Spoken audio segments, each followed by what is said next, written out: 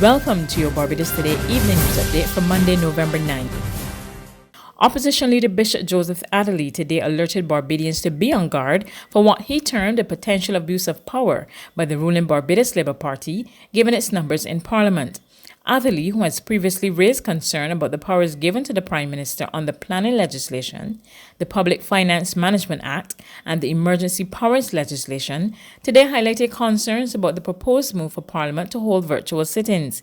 He made it clear that while he's not opposed to the use of technology in light of COVID-19 and physical distancing requirements, he's disturbed by the manner in which it is being introduced. The way that this has gone down, a simple message, a proclamation read in the Parliament of Barbados coming from the Office of Her Excellency that from the next sitting, parliamentary debates can be pursued, undergone by means of use of technology.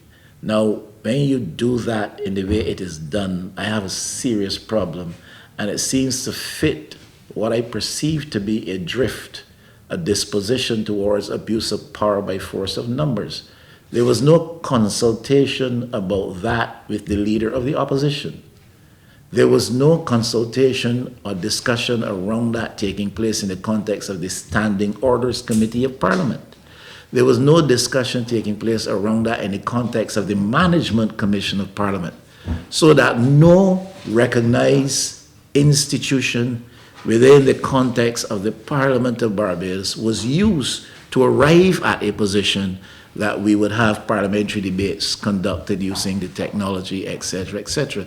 From parliamentary matters to economic concerns, the opposition leader also signaled that he's worried about the state of the economy. Citing the recent central bank report, Adderley took issue with the bank's failure to provide numbers on the employment rate, among other issues. We are concerned that we are not being given proper figures with respect to the unemployment rate in Barbados.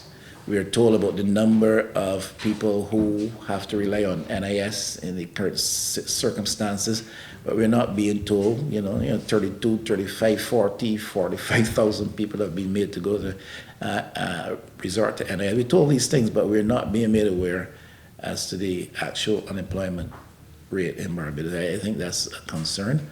We have observed also that PDP, a couple months ago, when government announced that they've been able to reach an arrangement with the IMF, our primary balance could be reduced from 6% to 1%. And we were putting the position then that that's not sufficient, that we should not have negotiated for even a 1% surplus, that we should have negotiated, like some other places have, to carry a deficit in the current circumstances. I see now that the government has come around to that, and they've actually negotiated for what we were advocating for, a negative 1%.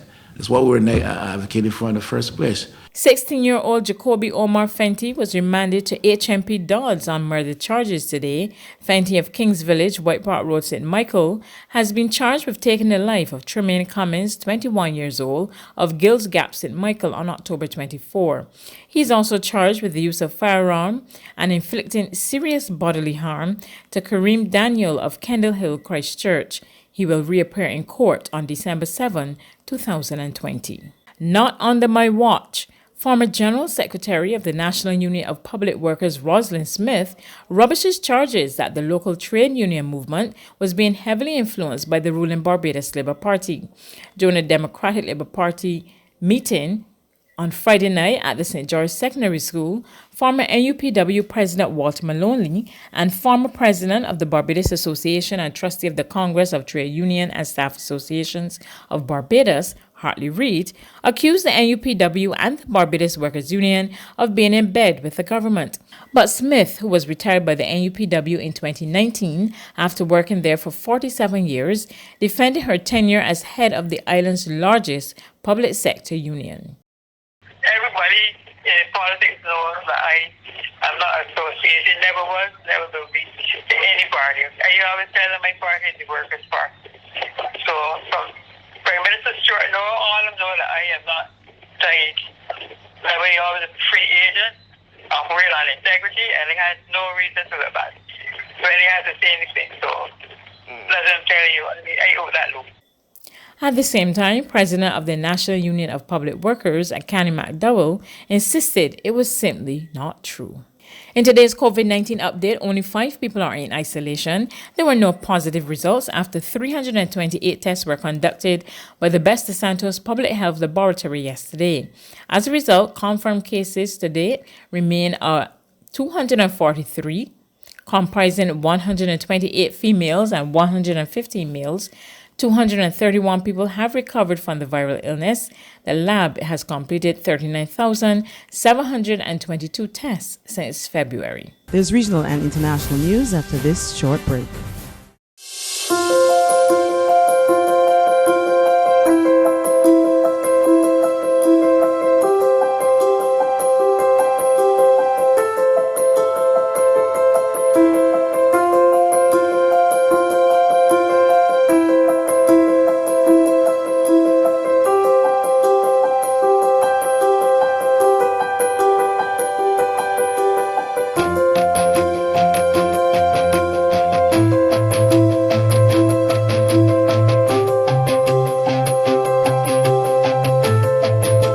Barbados Today, news you can trust.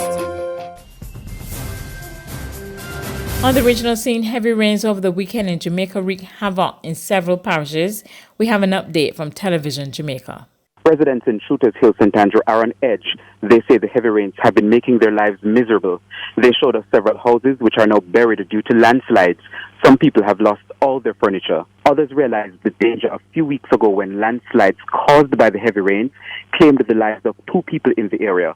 So they have since moved out to stay with family and friends. Some have also managed to remove almost all their furniture because of fear that more rainfall could come and undermine their houses. We're told that at least 8 residents have moved to the St. Benedict's Primary School in St. Andrew for shelter. The residents say they want help to relocate. Here we are with a lady from Wees Road in 9 Miles, Bull Bay. What's your name, ma'am? My name is Petruna Anderson. Damage it's rougher than last week. Very hard. It's the first from I living here, and I got flood out already, but it's the first I ever see. The first, it is devastated. Terrible, terrible, because when I got flood out, I could run over to my neighbor. But my neighbor got flood out. Everybody on the road coming down the stretch. On the international front, the world welcomed news of the first effective coronavirus vaccine. 2 developers, Pfizer and BioNTech, reported that their vaccine has been identified on 43,500 people in the 6 countries and no safety concerns have been raised. More in this report from Reuters Television. Pharmaceutical giant Pfizer says that its experimental coronavirus vaccine is more than 90% effective. That's based on initial data from a large study. It would mark a major victory in the fight against a pandemic that's killed over 1 million people, roiled the world's economy and upended daily life. Pfizer and its German partner BioNTech are the first drug makers to show successful data from a large-scale clinical trial of a coronavirus vaccine. The companies say they've so far found no serious safety concerns and expect to seek authorization for emergency use in the United States later this month. If authorized, the number of vaccine doses will initially be limited. Many questions also remain, including how long the vaccine will provide protection. However, the news provides hope that other vaccines in development against the novel coronavirus may also prove effective. Pfizer said the interim analysis was conducted after 94 participants in the trial developed COVID-19, examining how many of them received the vaccine versus a placebo. The data have yet to be peer-reviewed or published in a medical journal. Pfizer said it would do so once it has results from the entire trial. That's news, but for the very latest, visit our website at www.barbadostoday.bb. You can also subscribe to our e-paper, email updates, or like us on Facebook, and sign up for our breaking news alerts via WhatsApp. We're also on Izumi Media and bus terminals, as well as screenplay at supermarkets and gas stations near you. You can also hear us on Mix 96.9 FM and Capital Media HD 99.3 FM.